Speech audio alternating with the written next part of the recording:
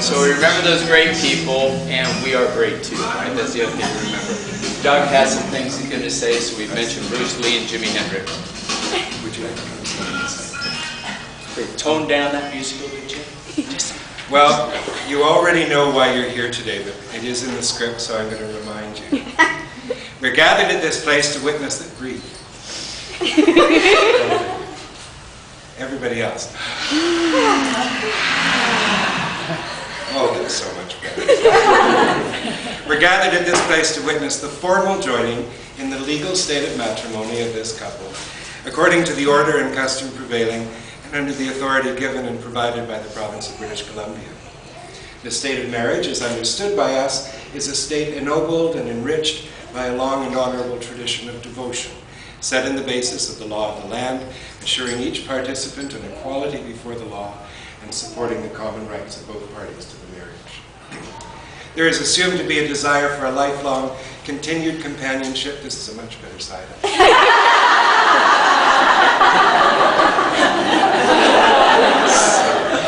There is assumed to be a desire for a lifelong, continued companionship and a generous sharing of the help and comfort that a couple ought to have from each other through whatever circumstances of sickness or health, joy or sorrow, prosperity or adversity the lives of this couple may experience. Marriage is therefore not to be entered upon thoughtlessly or irresponsibly or with very little sleep, but with a serious understanding and an appreciation of the ends for which it is undertaken and of the material, intellectual, and emotional factors which govern its fulfillment.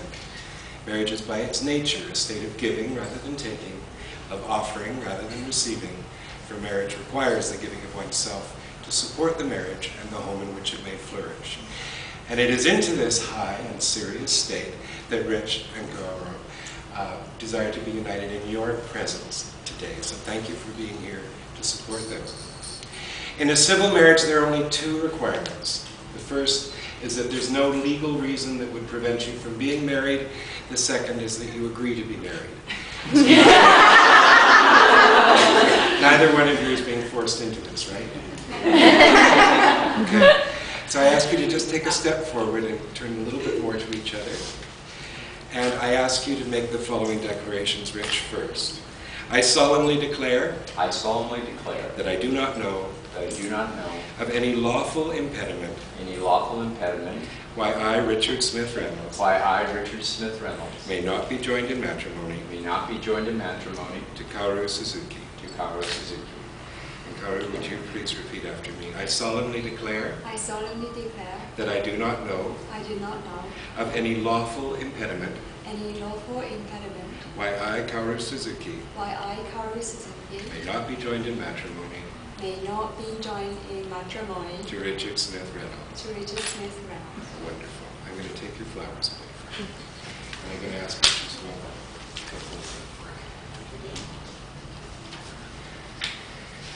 Okay, oh, that fell out. Since we've been given no reason that we can't continue, we're on a roll, so let's do this. I ask you now to give answer to these questions, and I'll tell you when I'm ready. Do you, Rich, undertake to afford to Kaoru the love of your person? Look at her. The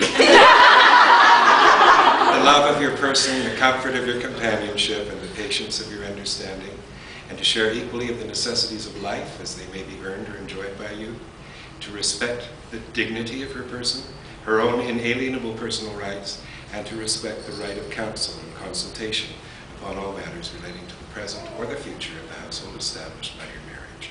You may answer, I do. I do. And Kaoru, do you undertake to afford to Rich the love of your person, the comfort of your companionship, and the patience of your understanding, and to share equally of the necessities of life as they may be earned or enjoyed by you, to respect the dignity of his person, his own inalienable personal rights, and to recognize the right of counsel and consultation upon all matters relating to the present or the future of the household established by your marriage. You may answer, I do. I do. Oh, thank you. I'd ask you now to join hands, please. Look each other in the eyes as you make this declaration, Rich, first. I call on those present. I call on those present. To witness. To witness. That I, Richard Smith Reynolds. That I, Richard Smith Reynolds. Take Kaoru Suzuki. Take Kaoru Suzuki. To be my lawful wedded wife. be my lawful wedded wife, to have and to hold, to have and to hold, from this day forward, from this day forward, in whatever circumstance or experience in whatever circumstance or experience life may hold for us. life may hold for us. And Kaoru, looking deep into his eyes, I ask you to repeat.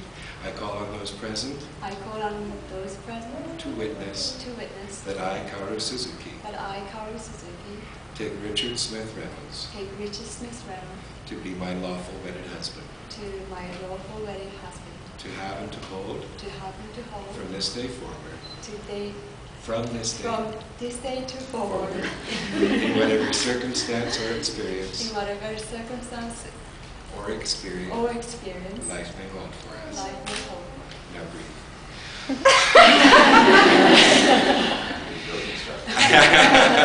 I've been around. You've made up your own vows, and I'm going to. Who would like to start?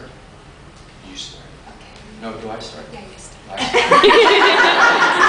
Actually, you use All right. first. Okay. Okay, so Yes.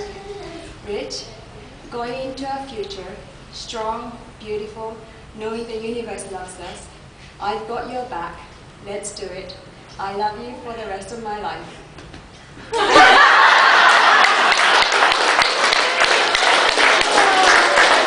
Kaoru, you honor me with your love, and whether the zombies attack or paradise, I'll be with you always. No. But thanks for asking. You exchange your rings? Yeah, I have them over there in a bag in the corner. Okay. Just talk quietly amongst yourselves for a few moments.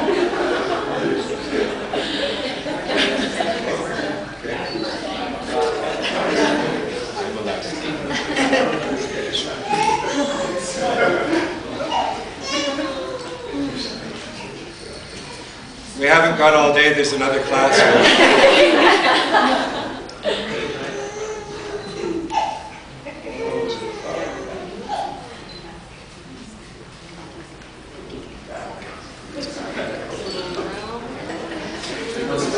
I still think we're within our time.